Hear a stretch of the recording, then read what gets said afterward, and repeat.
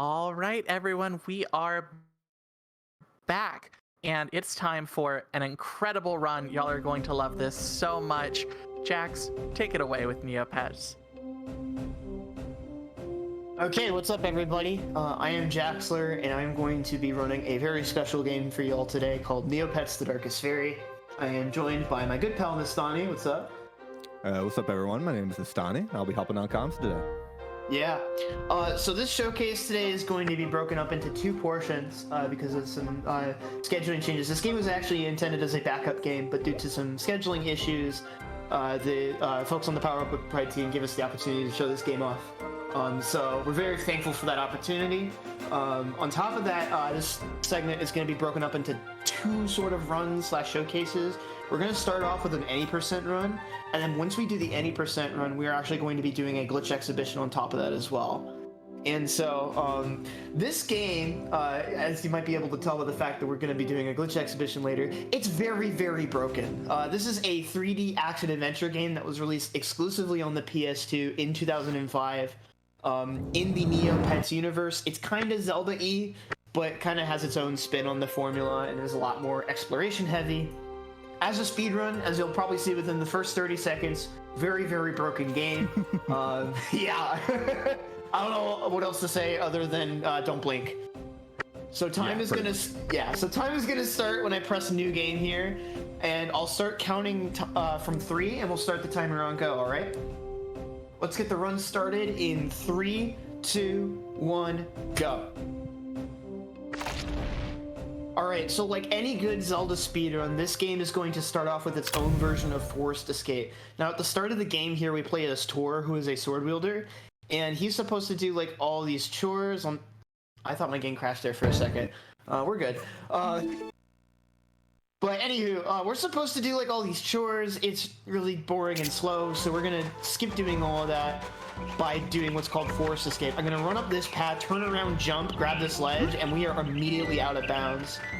And so now you're gonna notice that we are cataclysmically out of bounds here. So what's going on here is that the game has a fail-safe mechanism where there is a massive invisible floor everywhere outside of the boundaries of play at y = 0, which is like at the bottom of the world. And so the way that this works is that this catches you if you fall out of bounds. But if there's something above you that like the game thinks you should be able to stand on top of or considers a valid area of play, it'll teleport you on top of it. And that phenomenon is called upwarping. So we're going to be using the upwarping not only to be able to get back in bounds later, but to also make special use of the loading triggers that are going on. Now, this game was pretty ambitious for its time. It attempted to do sort of like a seamless load sort of thing, where the entire world is contiguous.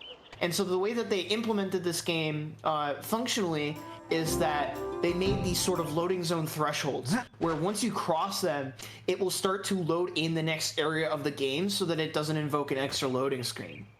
And so what we can do is hit these with upwarps while we're out of bounds in order to load later sections of the game while maintaining being on this y = 0 floor plane. And so we're going to use that to do a really cool sequence break here. Obviously, we're skipping the tutorial, and that saves several minutes on our own. But we're going to go to an area here called Shadowglen Woods. Now, what I'm going to do is look for a very specific patch of grass to upwarp on top of. It'll look something like this, and then I'm immediately going to jump off of it. Some stuff's going to start loading in, and then boom. That is Shadowglen Woods. So Shadowglen Woods is normally only accessible during a part of the Act 1 main quest, where you have to save your little sister from the jumpy monster in here. But you're not intended to be able to come here until you've done all the main quest up until this point to, like, you know, sign up to become a squire. And so what I've done here is another upwarp after loading in Shadowglen Woods to put me back inbounds inside of Shadowglen Woods. Now, in terms of the speedrun, we don't actually technically need to go here at all. We can completely skip this part of the main quest. However, we want to pick up that yellow flower right there. This is a side quest item that can be turned into a potion shop vendor in Meridol for 500 Neopoints, which is really nice for our money routing, but more importantly, it's going to set up a really critical glitch once we get to that point of the run, which will be coming up in a couple of minutes. Now that we're back in bounds, we're actually going to go straight out of bounds again after we leave Shadowglen Woods here, just for a minor movement / platforming skip. And so what you're going to see me do is jump into this unskippable cutscene. or this like automatically triggering cutscene. And so that will trigger an interesting glitch to occur where, because we were mid-air and didn't like land properly, the game locks our gravity at a third of its normal value, which allows me to do, hopefully, this, which is a L2 jump. So let me just focus, make sure I get the other one. Boom, and now we're out of bounds.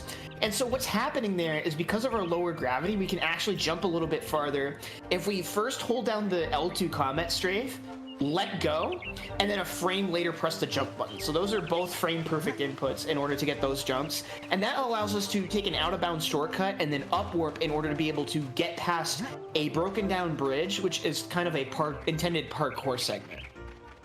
And so that's going to take us straight into Meridol here, which will activate this cutscene. As I walked into this cutscene, I actually set up another glitch where I open up the consumables menu and then hold down the square button. And for whatever reason, I don't think we have a solid explanation as to why, unless we do, in which case Monster will yell at me later. For whatever reason, this will cause text to skip like every other frame, like really, really fast. And a lot of the text boxes in this cutscene specifically are really, really long, so this can be a really nice time saver in terms of mashing. One key note though is that this only works on text boxes that are spawned within cutscenes, or text boxes that the player does not activate to appear with the square button.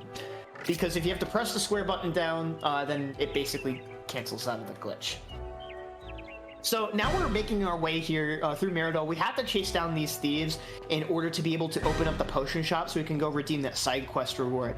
But as we're making our way through here, Ruby, this would probably be a good time for one quick plug or message. Yeah, so basically the only thing that I want to mention is we've got a Yakuza Kiwami run coming up relatively soon. We are at 10% of that donation incentive. It is $40 out of $400 so far to unlock the Majima Saga any percent bonus. So go ahead and get those donations in if you want more marathon and more money for charity. Yeah, absolutely, folks. Let's make it happen. It's also free running it too, so you know you're gonna get a good time as well. So with that being said, we're gonna go into the potion shop now, and we're gonna go talk to our good pal Angus over here. He's going to ask us to find this flower, and then we have the flower, so we're going to give it to him. He's gonna give us 500 Neopoints, which we immediately spend on this potion. I'll talk a little bit about more what it does in a moment, although you can probably already tell what it does. But more importantly, this sets up a really cool glitch. So this game displays like text, like character by character, and in order to achieve that, it displays whatever text box it's most recently read into a active area of the game's memory called the RAM. And so that is updated whenever a new text box comes up. But in this game, if a shorter text box comes up next, then what ends up happening is the back half of that longer text box remains in the game's memory. It doesn't get overwritten properly. And so we can make use of that in the sense that the cutscene where we get the 500 Neopoints and that text box associated with it is still partially loaded into the game's memory. And so the end of that text box has a text macro that tells the game to give me 500 Neopoints. And so what I can do is I can do another glitch where I'm holding down the X button during this specific line of dialogue with Guardsman Ulfric to actually scroll his text past what's called the null terminator of that text box, which basically allows it to continue reading text into that dirty area of memory, which then repeats that text macro instruction to give us 500 Neopoints. And so as a result, we can basically dupe money infinitely, so long as we want to. So, unfortunately, I dropped one of the dupes here. We're looking for 12,000 Neopoints here. I might actually dupe a little bit extra here, just to be safe. So we'll do one more here. And then that should give us all the money that we want in order to do some hilarious stuff with it. So yeah, we basically did like a bunch of like text overthrow and some like really just nonsense in order to basically give us infinite money. And we're going to spend basically all of it immediately because we are very financially wise. So the first thing we get is a sword. During the tutorial skip out of bounds that we did like within the first 30 seconds of the run, we skipped the expected first weapon of the game, which is just like a wooden sword that's kind of crap. So we go ahead and buy the Squire's Sword as well as this wooden shield. This wooden shield can be acquired in one of two ways. You either get it by doing some combat in the arena, or you can buy it off of this lady. Buying it off the lady is a little bit faster. And we're going to take a swim, which is going to put us closer to the potion shop. We're actually going to head back to the potion shop and grab some more consumables here. Now, you saw earlier that I got one of those like green potions that let me move really, really fast. Those are called potions of Mirka speed, and we're going to be buying a ton of those here in just a moment, as you might expect. But before we do that, we're going to spend it on 2 potions of power here. Those are for very specific instances in the run that we'll get into once they become important. But now we have Mirka speed potions for the rest of the run.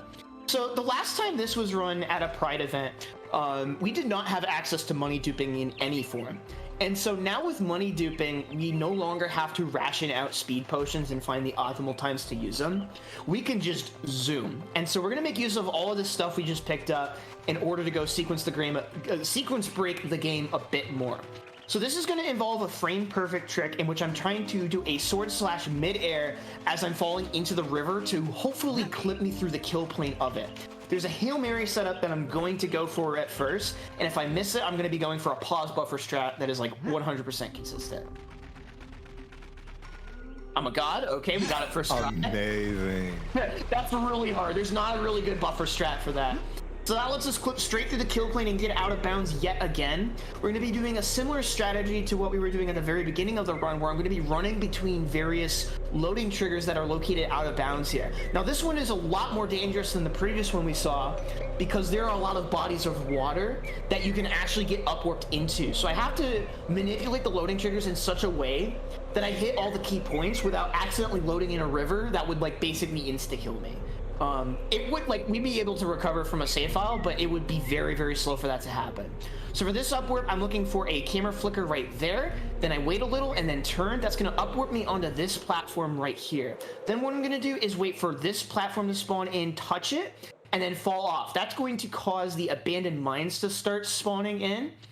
And then this is where we're headed. So abandoned mines is normally an area of the game that is reserved for Act 3, which is way farther into the game. You're able to come into this Kagam area in Act 1, but you're not supposed to be here in Act 3. And our goal here is to complete this part of the main quest in order to get a really broken key item that's going to let us glitch out the game even further here. So we went ahead and picked up something called a moat right there. Moats are elemental buffs that can enhance our weapon or our defensive gear, like our armor or shield. And so we want to grab at least one of each element moat over the course of the run in order to be able to solve a puzzle in like the very last room before the final boss. So we're just going to be taking a couple of minor steps here and there out of our way to grab a couple of them. But there are going to be some other moats that we're going to be using for very key combat sequences. I have the Earth moat currently equipped because it'll give me a little bit of extra damage against this mini-boss coming up. Now, normally in this section of the game, to complete this part of the main quest, you are supposed to save all of the villagers here, which lowers down a platform so you can then fight this mini-boss and then save the mayor. But you can just clear that gap really easily on your own and go straight to the mini-boss, and if you do this and then save the mayor, it just counts as having done that main quest completely. So for this mini-boss, I'm actually going to be doing a stun-locking technique called shield canceling, where I'm going to do a 3-hit combo attack and then hold down the L1 to shield. What this does is it interrupts the follow-through animation on my third attack, which allows me to start another combo faster. This is actually enough time to continue the combo before the Ixie Chieftain can react, which puts it into a stun lock so long as I keep the inputs consistent. And so that's an Act 3 boss that is absolutely destroyed, even with the second worst weapon in the game. And now we can go collect the mayor here, and that's going to reward us with something down the line here.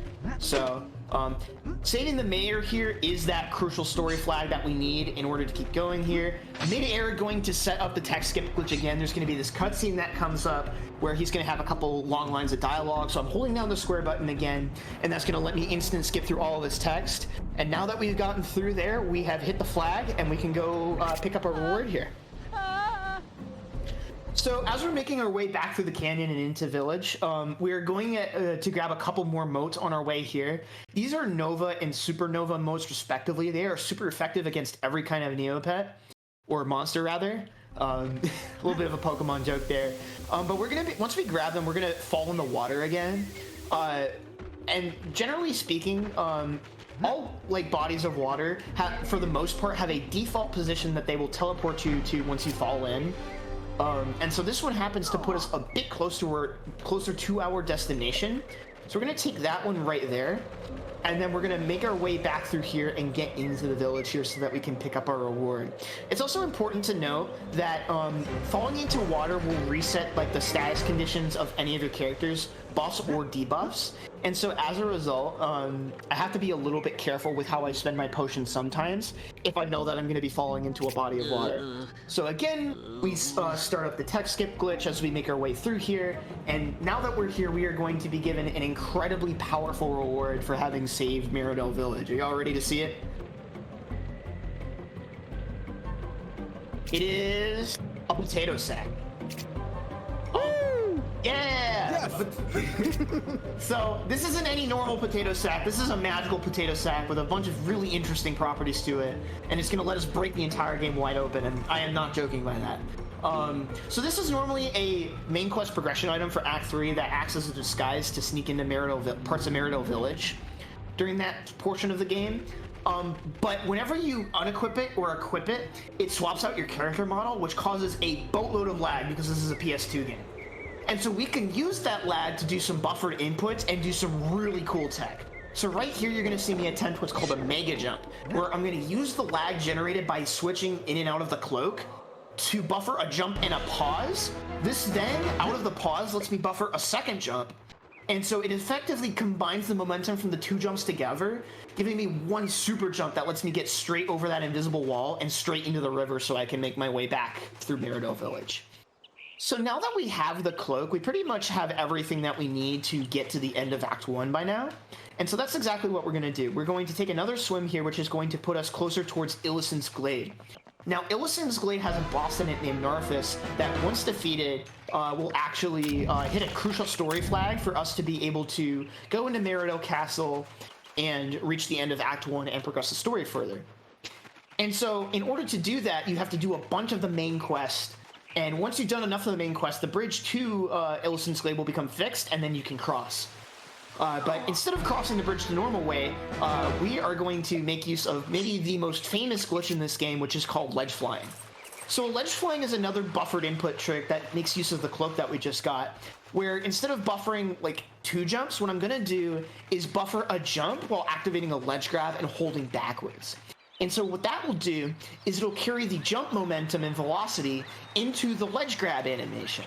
And so that will allow us to basically hover through the air. And so because we're in a ledge grab, Tor is also going to have some interesting properties, such as the ability to no-clip. So we're just going to fly straight through that wall, and that's going to put us out of bounds here. And then I can do some more movement through here to remain out of bounds. And now we're kind of chilling out of bounds and outside of Illison's Glade. And now once we're here, we're going to be doing a sequence of upwarps in order to get on top of the treetop segment here, where there are some platforms here that just barely stick enough out of bounds here that allow me to upwarp up there. Nice, we got those both first try. Those can be a little bit finicky there. Ridiculous. Yeah, those are really tough. So I also got them pretty quick too, so not too much to shake a stick at in that regard. I'm actually going to avoid popping another speed potion here because we're going to be setting up for another strat here. So we've broken the game so hard that in order to get the boss to spawn, we actually have to return to the beginning of the area and walk over a crucial loading trigger. I'm going to use this to set up a vertical, an upwards ledge fly. So what you're going to see me do here is instead hold forward, run, and L2, and that's actually going to change my angle. So the angle that a ledge fly gets you sent at is dependent on a couple of different factors, the most important of which are distance from the ledge, your speed going into the ledge fly.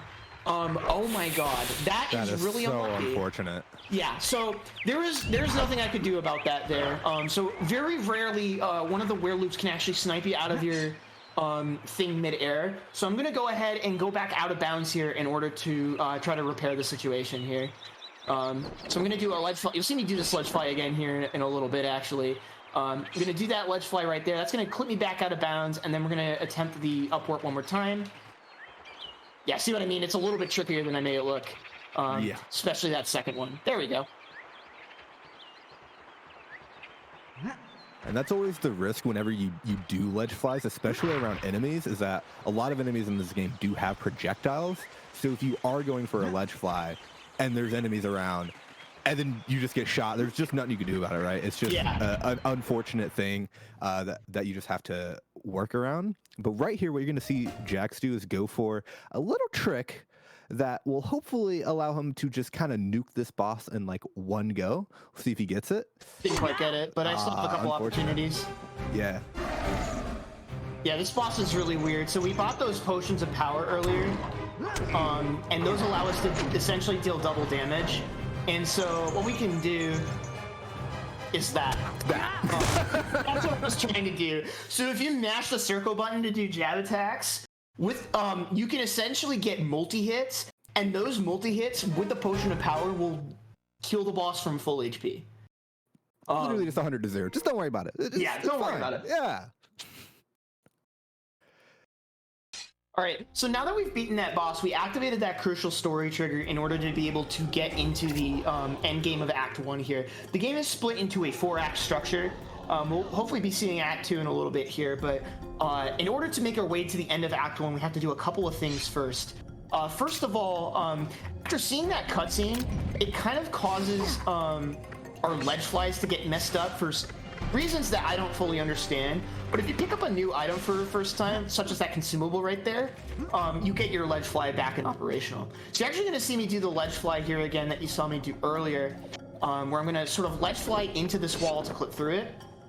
And then that's going to put me down in here. And now we're going to do essentially a wrong work.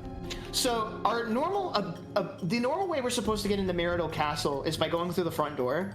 But the front door is locked until you become a squire, and we have soft locked ourselves out of ever being able to become a squire because we don't like being employed in this game. True. And so as a result, we can no longer get into Meridol Castle the normal way.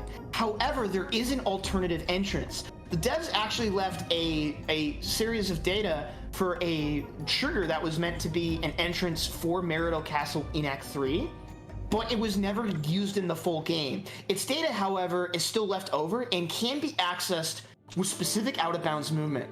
So what I've done here is I've essentially navigated through here in a way where I'm essentially walking through Meridol Village while it's unloading. And so then what I can do is I can touch the very edge of Meridol outskirts, and then because of the setup, it's going to take a really long time for Meridol Village to start loading in.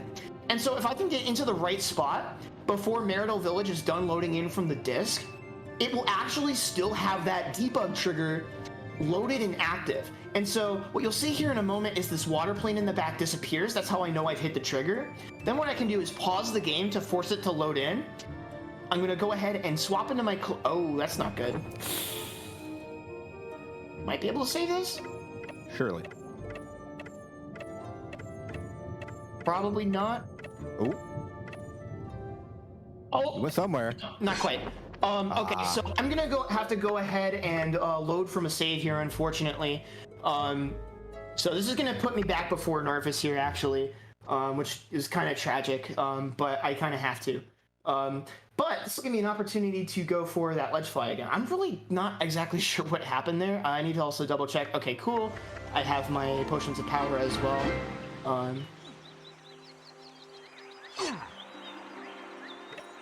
I'm a little bit limited by the fact that I only have 4 save files to work with.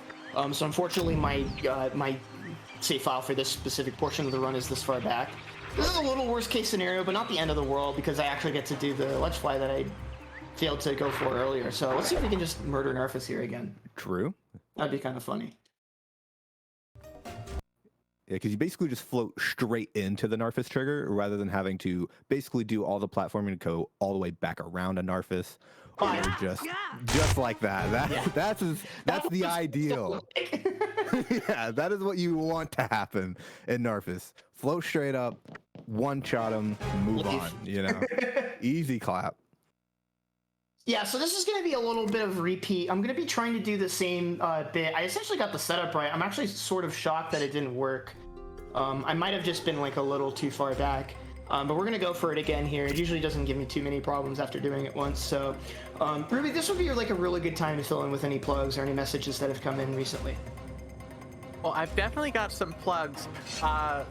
The one thing that I also want to say is I have watched you run this game a lot of times, and I have never seen it this broken. I really need to keep up with the 80% run. Yeah. But yeah, I would just like to do a quick reminder for everyone that we've partnered with the Yeti to bring us shirts based on various runs throughout the event. These awesome designs will only be around as long as the marathon is, so make sure you pick them up now. $5 from each shirt sale goes directly to the Trevor Project. Visit theyeti.com, that's THEYETEE.com to check them all out. Yeah, so we're going to be going for the wrong warp again here. What I'm looking for here, to go into a bit more specific detail now that I kind of have the opportunity to, is I'm running to a specific spot here and then opening the map to force the game to load in right above my head, which then triggers the up warp that I need to stand on the correct loading geometry. And then right through here, I actually have to walk a narrow tightrope between, you see those two grassy plains there? I cannot touch either of them or else really bad things happen. So you have to walk a tightrope between those two loading triggers to make sure that Meridel stays unloaded. And then from here we pop the next potion, and then I'm going to be setting up for that run into the loading trigger again here. So I'm just going to be quiet just for a moment here as I go for this again here. Hopefully it doesn't cause me any issues this time. Wink, wink, nudge, nudge. Fingers crossed. Fingers crossed. And again, what you're going to see him do is that as soon as that plane in the back disappears, we're going to play it a little more safe. Yeah. And then hopefully we'll get the proper warp that we want right into Meridel Castle, right into the inside, and then we can just go immediately into the castle to set up some more fun things. Yeah. So Act 1 is coming almost to an end here. I'm going to do a ledge fly off of this bed here to get out of bounds pretty much immediately. And for whatever reason, the interior Meridel Castle's y=0 floor is above the first, like the ground floor. So we can use that and then fall into the loading trigger for the collapse sequence, getting us straight to the end of it. And very convenient. Yeah, very convenient. And now I'm going to be going into what some would argue is either the hardest trick or the hardest ledge fly in the entire game, which is the Ottoman ledge fly. Asani doesn't go for this because he has a life. Nope. Yeah, I do have a life. And first basically, yeah, first try. Just don't worry about that. And basically what that is it's a angle displacement ledge fly, right? Where you basically like have to push the control stick up and then down to the right and then basically just fly straight out of bounds. And it's really hard because you have a bunch of enemies, again, shooting at you. And if you get shot out of your ledge fly, you fall to the ground. And you have to do that basically while getting shot at, while also on a very tiny little, like, stool, I guess it is. It's such a small hitbox too. You also have to be perfectly on the edge, otherwise you'll get like a downward angled ledge fly and hit the floor before you actually get through the wall, which is what your goal is there. Exactly. So now we're in Act 2. This is where we get introduced to our second character, Roberta, which is kind of cool that this game has two different playable characters. You like the name Roberta? No, someone in chat just said, hang on, taking notes, shooting is slow. Sorry, I was just reading chat, that's my bad. It's all good. And if anyone in the chat later has any questions about any of the stuff that we've described, feel free to ask us as well. We're more than happy to answer them. But in Roberta's act here, in Act 3, both of our characters here will actually merge together as like one cohesive party. I almost fell off the tree. That would have been funny. That would have been really funny. Funny I've for done it many times. Yeah, oh yeah. It's the not funny for me, funny for you. Really like having the run of your lifetime, hitting all those hard strats, and then you just fall off the tree. And you just fall off the tree, and you're like, cool. It was like 15 seconds. It's like, I didn't need those 15, bro. Yeah. So this is a pretty straightforward segment. Our inventories are actually split until we get back to Act 3, so we don't have access to the Cloak of Heroes right now. But even if we did, it wouldn't really save us all that much time, because there's like a lot of different flags and triggers and stuff that like force us to take a certain route through this area. So it's pretty much like a big tutorial / story sequence here for our other character, Roberta here. Now, luckily for us though, she does start off with a little bit of money in her pocket, so we can buy 2 potions of Mirka speed here. We're actually not going to pop them just yet. Reason being that, in this game, whenever you are jumping, you have a default move speed. regardless of whatever your buffs or debuffs are. And so as a result, if you're jumping while using a potion in Mirka speed's like speed buff, then you won't get like all of the full speed out of it. You'll just get whatever your jump speed is, right?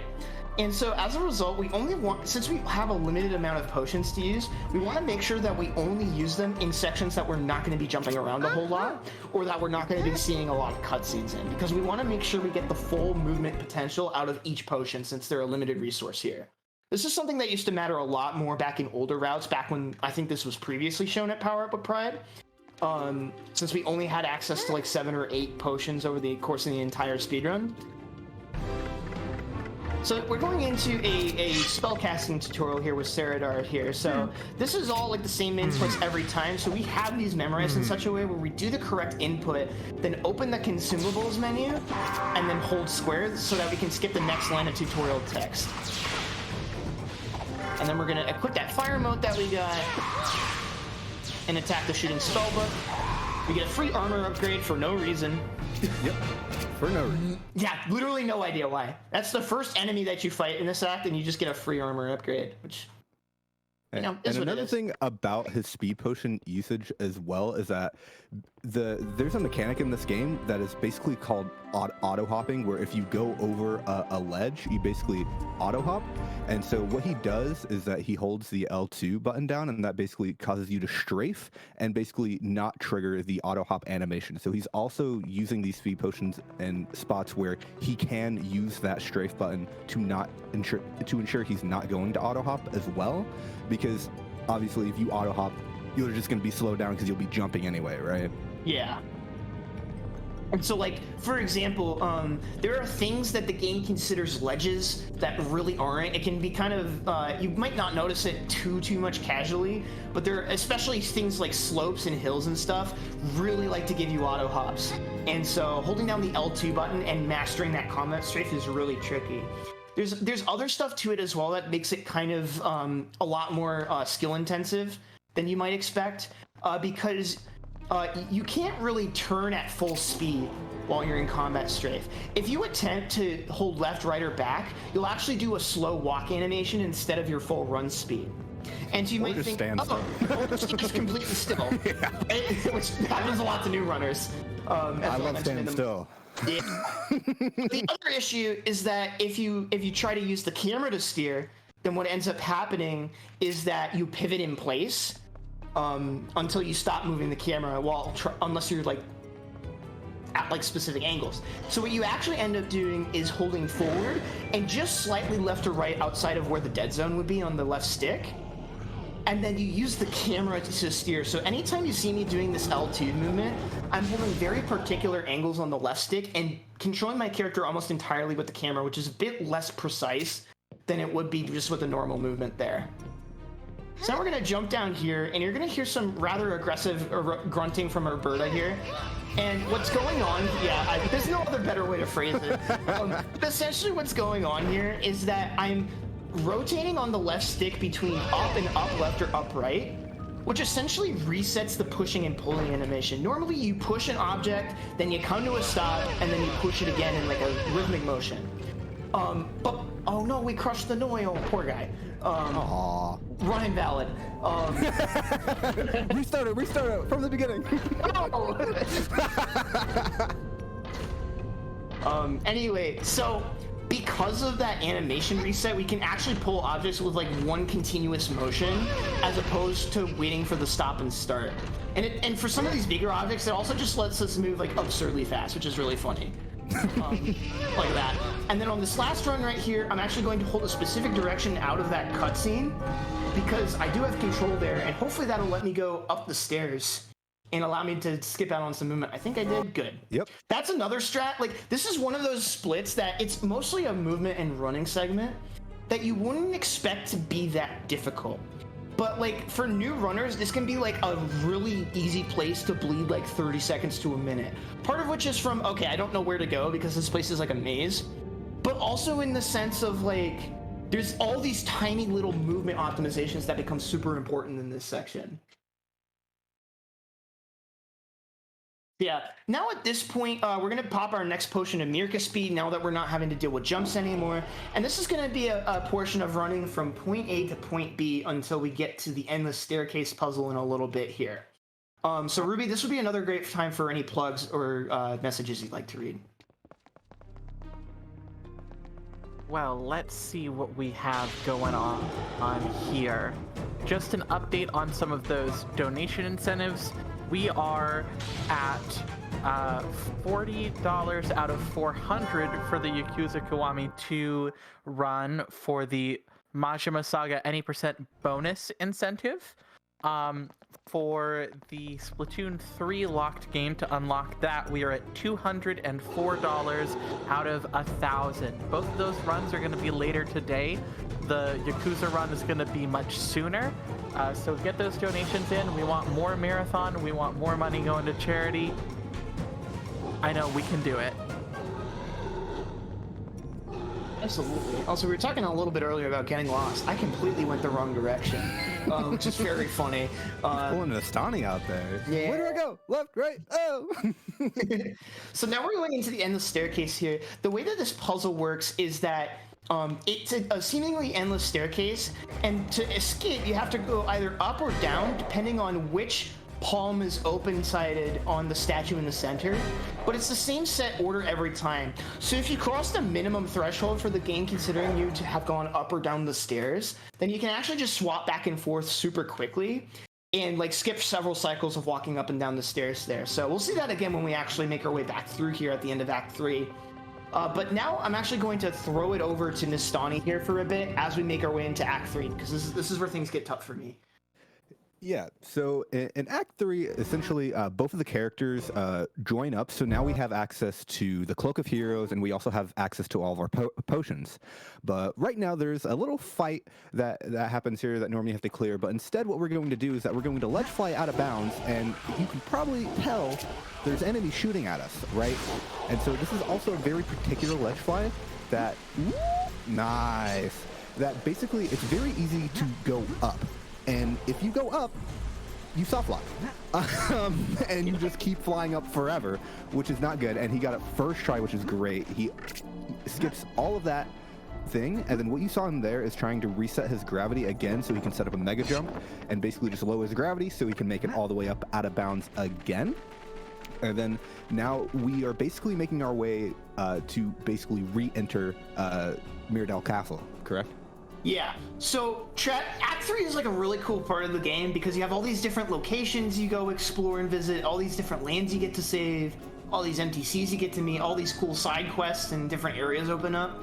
But tragically for Act 3, it ends in the exact same place as Act 1, which happens to be Mirrodale Castle.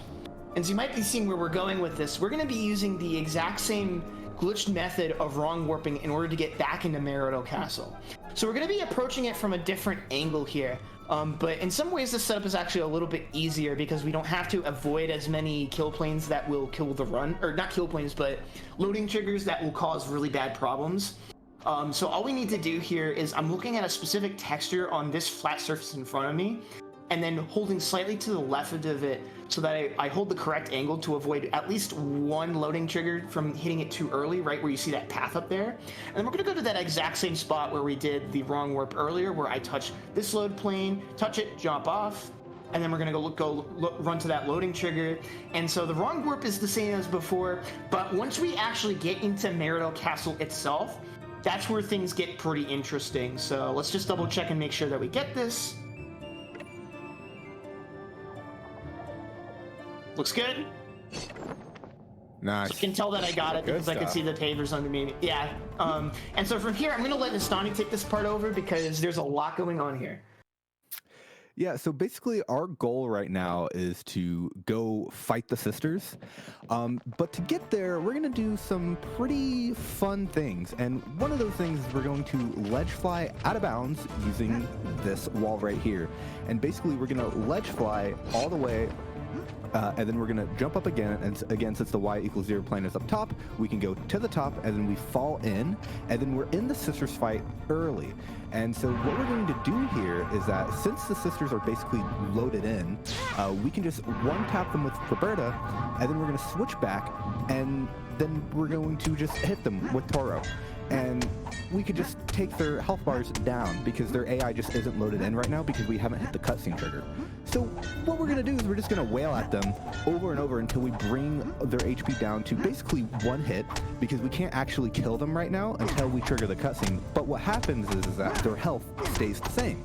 So they're just going to be at one shot, which is very important for us, because if we did this fight straight up, we would just die because we don't have any good equipment at all. We have no levels. We're just going to die. And then what we're going to do is another angle displacement ledge fly to get out of bounds once we lower their HP to 1, and then fall back in. And then now we are going to basically trigger the fight before we go fight the sisters, because there's one mini fight, which is personally my least favorite part of the run, because they're so annoying. These enemies are just so annoying sometimes, because sometimes they can behave and let you hit them like that, but those enemies sometimes like to block, which luckily he didn't get any blocks, which is very nice for Jax. And so then you have to fight these guys, which these guys are pretty fine. Sometimes they like to do a little jumpy and a ground pound, which can one-shot you, which you have to kind of watch out for in this fight as well, because that way, since you're so low level, will just one-tap you. These guys are normally the biggest culprits of the annoyance things, and you also have seen Jax use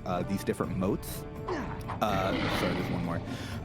You also see Jax switching to different motes, because different motes, again, do more damage to specific Neopets. So he's using the light emote against the other ones, and then he's going to switch to the wind emote for these little minion artilleries. And these guys like to jump around a lot. And more so than that is that whenever you swing with Toro a lot, you can see that sometimes he just doesn't swing where you want him to swing, which can make fighting these guys a bit of a hassle. And basically you just have to just hope and hunt these guys down, and that you don't just like swing into the complete air, right? And they like to hit you up like that. They swing around. They're very mobile, and hopefully there should be this, and then you're going to see him switch back to Roberta. He's also going to equip the fire mode, or the Nova mode rather, and he is going to trigger the cutscene that the sisters spawn in, and then we are going to do the sisters fight. And again, since they're all 1 HP, we're basically going to hit them once or twice, and then hopefully they die. And this is again a very important thing to do, because we can just get completely obliterated here, right? Yeah. Because they will basically one-tap us if we get hit. And hopefully, nice. We made it out, and then that is the end of Act 3. Yeah, so we've got one more like little running segment through Faerie Land here before it's officially the end of Act 3. But that's pretty much like the end of the whole Act 3. No, you're good. Yeah, you want to go out of bounds, guys? Yeah, y'all ready? Yeah. Oh. There we go. There we go. Yeah, so America's Speed Potion, if you just run into that wall, you just clip straight through. Don't worry about it. You can actually do that in Act 2 as Roberta without a Speed Potion, but it is so dangerous, and it only saves like 2 seconds. So there's your warning for me. Don't go for it. Bad idea. So you're going to see me do the same kind of strat here again with the Endless Staircase. You all have seen this before, so I'm going to take a little break to wet my whistle before we get into Act 4 here. This was probably the last good time to plug anything you'd like to, Ruby, before the end of the run.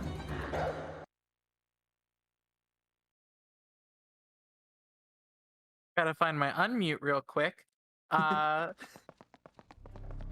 More of the same. So I would say everybody go ahead and get those donations in. !donate in the chat, especially once we have Nightbot actually up and working. So I'll go ahead and post the donate link right there. We've got a lot of incentives coming up that we really definitely want to get met. So if you are able to donate, please consider doing so. Your money is going to a great cause.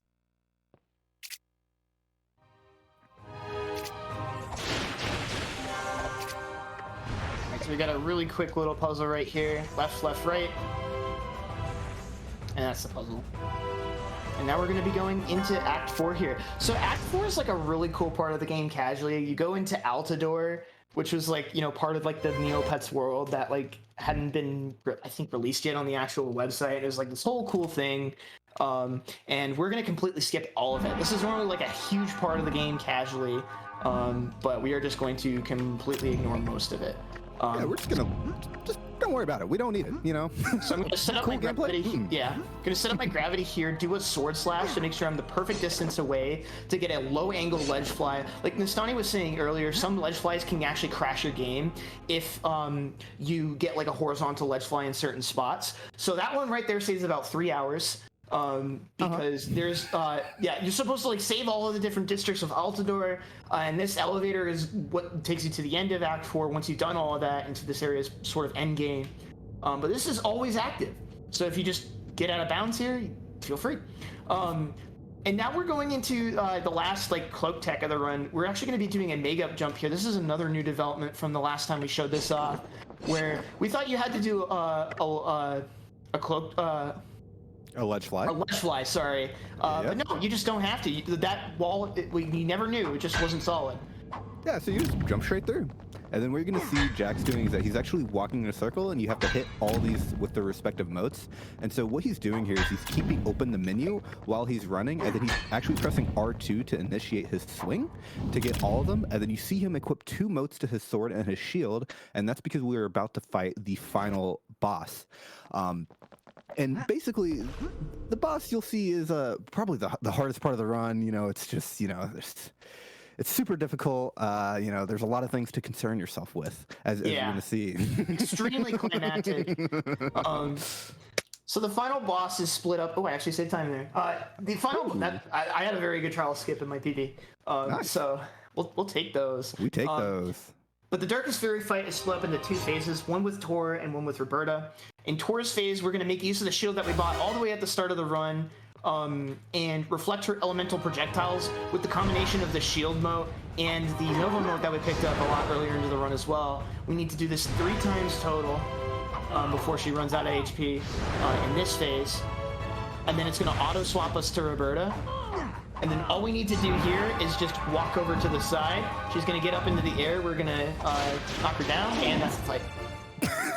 That's it. That's all you need to do, yeah. That's all you got to do. Yeah. Yeah, so time will actually be coming up. No, that's actually just it. Time will it is actually. You know, this amazing game, and then like they just didn't have enough time probably to finish the final boss the way they wanted to, which is unfortunate, but this game still rules, so you should play it. Time is coming up very soon. As soon as the screen starts to fade to black, will be the time for the any % run, so get ready on time. Fine. All right, that was a 45-20. I'll take it. Nice. Not super amazing. It was pretty unfortunate that, I got sniped out of the air, and then I beefed the wrong warp super bad the first time. But we recovered, and there was some splits in there, so is restored to Neopia, all in all, pretty good. Neopia is Unfortunately, safe. I would watch this cutscene, but I'm unfortunately going to skip it because we are going to be going into a glitch exhibition after this credits bit here. But yeah, that's the end of the game. So again, kind of a funnily anticlimactic fight. But really hope you all enjoyed the any % run. Again, I wasn't even really expecting to run this today because this again was pulled off of the backup list. If y'all don't know how marathons work, you have a list, like a schedule that gets accepted, and then people also submit runs that get put on backup just in case somebody drops or there's a schedule issue. And so I wasn't originally slated to run this at the event, but I'm really glad I got to be able to. Again, it's been a couple years since we last showed this game at Power Up with Pride. So it was really meaningful to me to get to show you all the progress our community's made since then.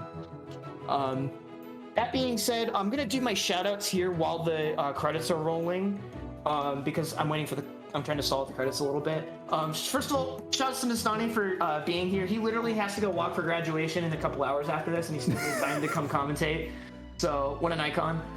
Thanks for hanging on me as always. No worries. I should also mention that, and I'll mention more once we get there, Nastani has not seen most of what's in the Glitch Exhibition yet. I probably have not seen any of it, so I'm going to be just as surprised as you all, chat. And from what I've seen out of the last Glitch Exhibition, it's really fun, and you should definitely stick around because they're very wild, to say the least. Before we get started with this glitch exhibition, can I read off 2 donations for us? Absolutely. Go ahead. All right. Well, we have $25 from the Jaded Mew. Happy to help my fellow gays and potentially see more of my beloved Yakuza. And then we have $200 from Hupfen. It has come to my attention that video games. Yes, video games. Wow. That's Drop the 200 bomb. Thank you so much for those generous donations. Absolutely. Briefly as well, I'd like to shout out some other people in the Neopets speedrunning community. I'd like to give a huge shout out to Monster. We'll be mentioning her a bit more because she is responsible for a lot of what you just saw in this run, as well as what we're going to show off in the glitch exhibition.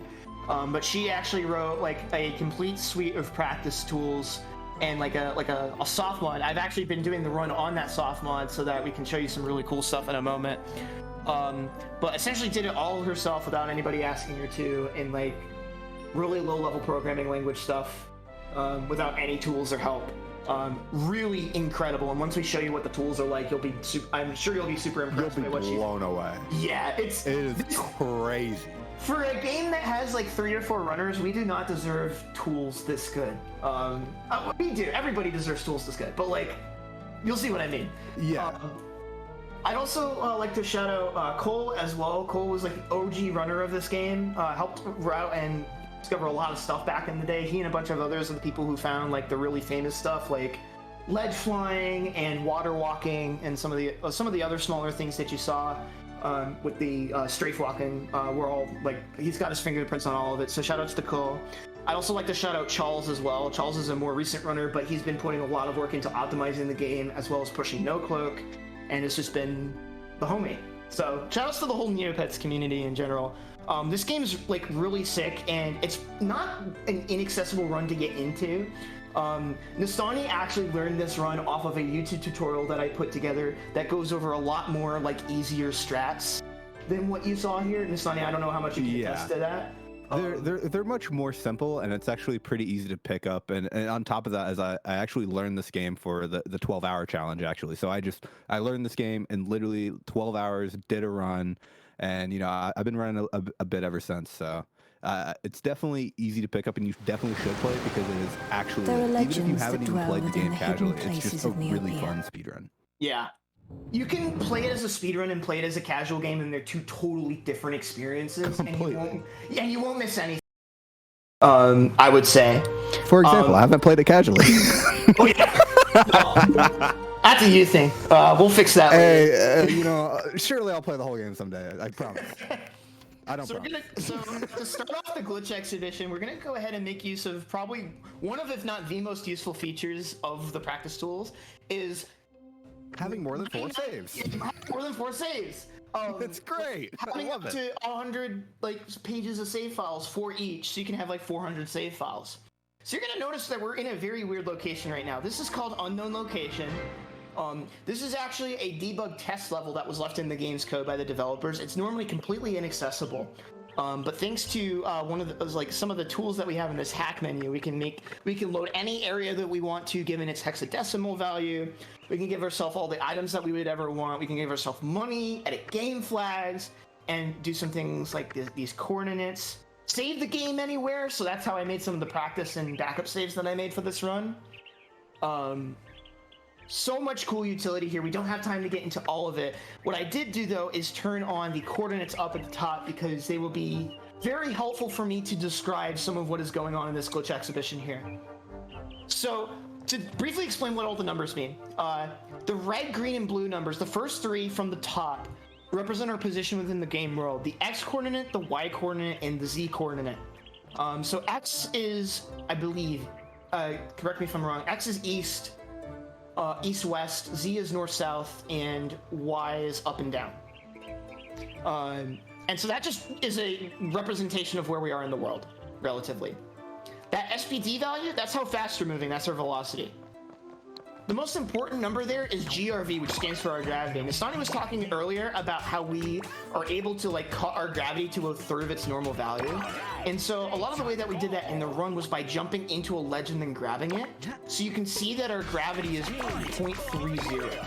And so that's going to be foundational to a lot of the tricks that you're going to see. So if I like jump, I go to 0.3, and then when I land, I get put back to my normal gravity.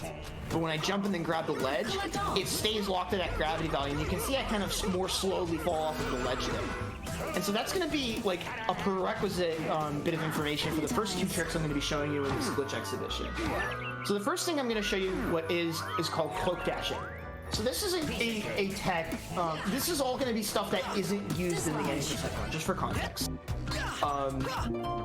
So what we're going to be doing is similar to the mega jump tech, but instead of buffering a second jump, I'm going to be recloaking and then repeating the first input over and over, so that we essentially chain jumps out of our cloak input. And every time we do this, we gain a little bit of extra move speed. And this is called cloak dashing. So what I'm going to try to do is see how fast we can go. So our normal run speed is like, I believe 9 units per second or something like that. We are now at 44. Our run speed is double when we're under the effects of America's Speed Potion, which is like 17 or 18. We are at 50 climbing through 65 right now.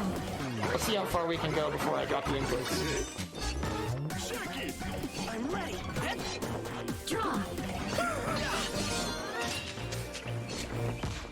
See if I can get up to 120. I think my record's 200. Can we get up to 200? I'm gonna lose a little bit of speed here, but I can probably try. We might go past the skybox at this point. One more should do it. There we go. And so if I let go, look at the particle effects. I'm going so fast that the particle effects don't have time to catch up. Like, and so that over there, that's where we started. Yeah. So we're all the way out here. Yeah. So now, I'll actually see how close I am. So, we might be too far. Maybe? No, here's the skybox. Yeah, so you can actually do this to a degree that you can escape the boundaries of the skybox itself. And if I keep running, boom, there goes the skybox, and you can see it's just a massive sphere. And it's going to start looking really weird back here in a little bit. So yeah, that's cloak dashing. You might be wondering why we don't use that in speedruns. And that is because you actually go so far, so fast, that you go past like any loading trigger that you could reasonably use. And so like as a result, like you can't make any good use of like what's going on or anything like that. So there's some theories as to where it could be used in runs, but like nothing's been timed or tested super hard yet. Alright, so this next thing I'm going to show you is a little bit more of a party trick, where I'm going to do the initial inputs for a mega jump towards this grabbable ledge at a certain angle and height, but then let go of all of my inputs once I let go of the pause screen. And hopefully if I do this right, something very funny will happen. That'll happen. Collect all. So now we are moonwalking. So what's happening right now is Tor was tricked into trying to grab the ledge while he had an absurd amount of velocity. And so he is just never able to make it back to the ledge, so he's just going to continue trying to walk infinitely to the ledge, which means that we are soft locked. We cannot move because we are we're trying to find the ledge. Kind of animation. Yeah, so this is just going to continue ad infinitum. So the reason I show you this though is because I did something really interesting with this a long time ago, where I set up this glitch because you don't have to hold the controller down to move the character. And so what I ended up doing is I set up this glitch, turned off my monitor, and went to bed and left it running overnight to see what would happen. And when I turned on my monitor the next morning, what I saw horrified me. So let's give you all an example of what that looks like.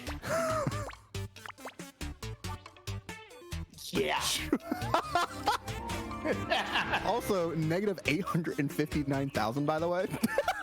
That's how far I decided to go. You can go even further if you want. But yeah, Tor turns into a sleep paralysis demon. So if you turn the camera, it's going to start shaking a lot more. This is a slight photosensitivity warning, by the way. I probably should have mentioned that earlier. But what's happening here is something called floating point rounding error. Decimal values, so numbers that are not whole, like 1.5 or 0.5, are managed using a data type in computer programming called a floating point number. And so because of the algorithm that it uses to make that sort of work in the back end, as those numbers get bigger in size, rounding error starts to accumulate because it doesn't hold an infinite amount of decimal places. And so as a result, we have gone so far out of the map that the rounding error has accumulated to the point where it affects like the relationships between the individual points on Tor's character model. And so as a result, it just completely distorts and turns him into a kaleidoscope. Oh yeah, that's a screenshot right there. Beautiful. Amazing. Yeah. All right, so the next glitch I'm going to be showing you is kind of a two-parter. So I'm going to go ahead and swap over to a different save file. This first bit is actually a trick that is used in certain categories. But in this, like any percent, it's not actually used. But I'm going to be using it here to show off another cool glitch later. I believe I loaded the wrong save file, so give me a moment. It appears we're having audio issues, but please bear with us. I'm going to try to entertain you all with funny glitches while that's getting sorted out here. So this save file is set up in a very specific way where I am playing as Tor and Roberta is knocked out, meaning that I cannot swap to her. And so in-game, there are these things called potions of revival that will revive your other party member and swap to them automatically. So what I can do is press select to pause the game, and while the game is lagging, trying to pull up the pause menu, I can press triangle to pop the potion, and that'll activate the revival potion with the select menu open and allow me to load into a different save file. This has some interesting side effects. So essentially what ends up happening is that properties from the game where you performed the glitch get carried over into the save file that you load into. So in this instance, I will spawn into Act 1 as Roberta, which, if you've ever played this game before, makes zero sense because Roberta can only be in Act 2 and onward. Like, you do not unlock her until Act 2, and then it's Act 3 when you get here. So Roberta not supposed to be here. But this glitch also has other interesting side effects depending on how you have it set up. If you use the same character, if you revive the same character that set up the save file, so if I revived Roberta and loaded into a save file that Roberta saved on, it'll actually take the coordinates from the previous save file I was in and apply them to the new save file that I'm loading into. And so you can actually use that in some categories to warp yourself out of bounds completely. Huh? Yeah. So that's legit. And so that's how it might be used in speedruns. So you might be wondering why I showed you this setup where I'm playing as Roberta in Act 1, which in itself is kind of a cool party trick, especially if you've played this game, casually. This makes no sense. But this save file in particular has not watched the Meridel intro cutscene. And so first of all, Roberta's walking animation does not look right. She posted up. Yeah, she's a little posted up. But there is sort of a unique voice line that Tor does during this cutscene. And the game has a specific pointer that it looks for, basically it has a specific area in the game's memory that it's looking for based on the character that you're playing as. And so Roberta doesn't have a voice line assigned to that area of memory. And so as a result, she doesn't have the right voice line to play there. So that causes her audio to corrupt. And so now whenever I jump, I turn into an alarm clock. Nasani probably can't hear it, unfortunately, but it's basically going every time I jump. I unmuted the stream. And on top of that, if for whatever reason I grab this ledge, it makes that woodpecker sound too. And even weirder, it gets louder and quieter depending on your camera angle, which makes absolutely no sense whatsoever. So we were talking about having stream audio issues earlier. Now the game has audio issues. And so other lines of Roberta's voice dialogue don't work either. It's just a complete mess right now. So yeah, all of that set up just to do a completely useless glitch, but I think it's very funny. Beautiful. All right, so this is we're gonna do one more thing, but it's rather complicated to set up, and it's also probably the most difficult thing I'm gonna try to go for, which is a bit of a multi-step process to set up. So the first thing that I'm going to be doing is what's called text storage. What I'm going to be attempting to do is activate a specific line of dialogue while mid-air, such that it actually cancels me out of my jump and puts me into a fall animation, which will then allow me to walk around with the text box active. And so this actually requires a really difficult series of inputs to set up, because instead of like... Nice, okay, we just got it super quick. So that's the easier of the two. You essentially do like a cloak jump, then buffer with the pause menu instead of the select menu, which requires you to basically take your left index finger and wrap it all the way over to the start button, which is right over by the face buttons. And so now we've left the crossroads with this text box up, and that's going to end up causing this to happen. So what's going on here is that we unloaded the map and the character NPC that has the text box up. And so as a result, what ends up happening is that the pointer in the game's memory that refers to like the data for the text box points to something completely different because we're in a new map. And so as a result, that text box starts filling up with junk data. And so that's part of the setup of the glitch that we're going to be ultimately trying to do. Because if you remember earlier from when we did money duping, what we ended up doing is sort of setting up our text boxes in the game's memory in such a way that the big text box was overwritten by a smaller text box. And so essentially what we're going to do is the same glitch again, but with a different text box, in order to set up the text in the game's RAM in a very specific way so that we can actually skip to an instruction that we just wrote into the text box. Now, these text boxes are selected very specifically because of the junk data that they output is dependent on where their data is pointing to when it gets overwritten. And so we're going to use a different text box here in order to prevent things like game crashes and stuff, because that can happen with a lot of these setups. And so essentially our end goal here is we've written a text macro into the game's RAM that was never intended to be there in the game and only meant for a debugging feature. But we've written it back into the game's RAM, and now we need to do a little bit more setup in order to be able to actually activate it. So I'm going to reset my gravity here, and I'm going to attempt to do the same sort of cloak jump strat again on this little girl. Now, the line of dialogue that I need to properly align the memory values has a 1 in 3 chance of spawning. So not only do I have to get this trick, I also have to be lucky enough to get the right line of dialogue too. And on top of that, to make my life even worse, she's really short, so it's really hard to get this trick properly. It's a very small frame window to hit. And she's moving.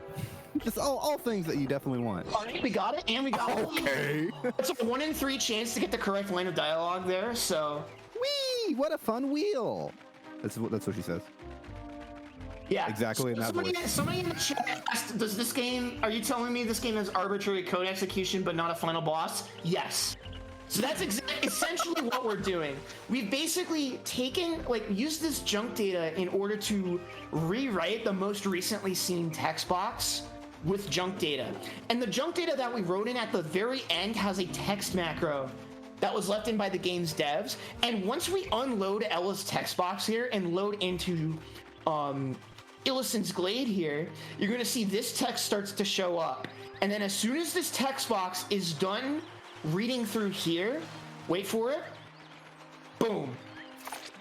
So we have successfully activated the macro and performed the arbitrary code execution, and you might have noticed a couple of things have happened. So first of all, we've got some new drip. We've got a new sword, a new shield, and a new set of armor. We also got 2,000 Neopoints. You might not have seen it because it went by a little bit quickly.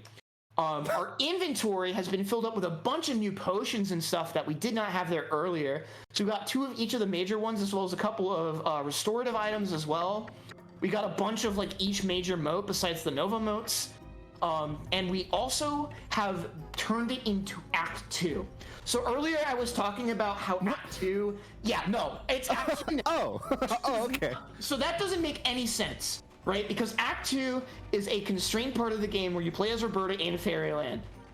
But we are now in Act 2 in the overworld, which is normally not possible in any other way. Because as soon as you're done with Fairyland in Act 2, you go straight to Act 3.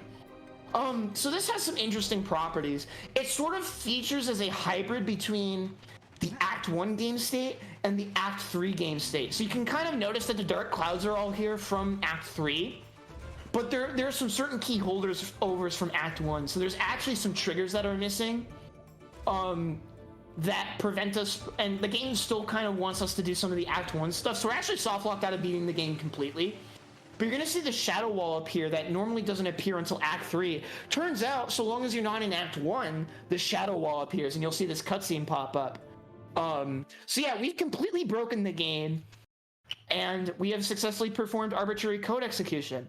So the big question I know everybody has is like, okay, why is there no credits for it? And that is because I think my game crashed. Oh, well, that's a good way to end it. You did break the game. Literally.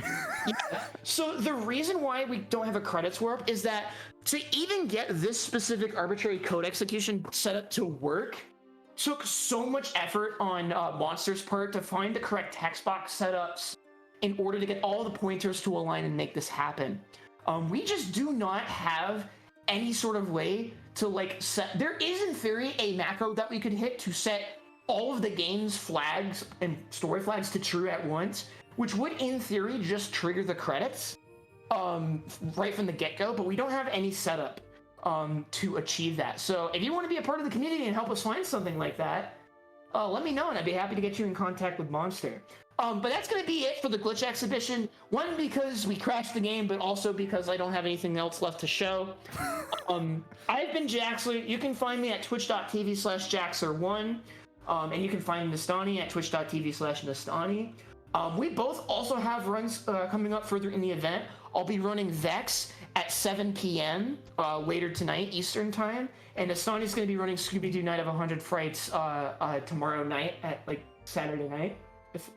Yeah, around midnight, yeah. Or midnight or so. Yeah, midnight, Sunday, Saturday night, Sunday morning, Yeah. For EST at least. Yeah.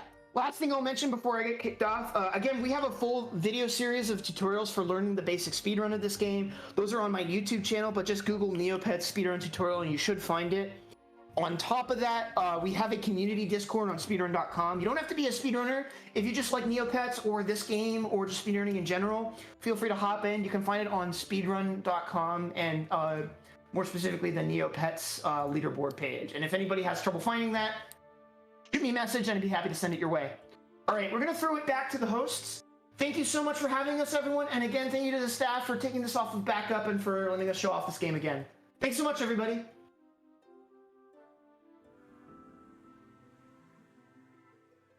All right. Thank you so much for that incredible run, as well as that glitch exhibition. We're going to take just a few minutes to get everything sorted with the audio issues that we were having. And once we get those sorted, we will go ahead and jump on to the next run, which is going to be, as you can probably hear, WarioWare. We'll be right back.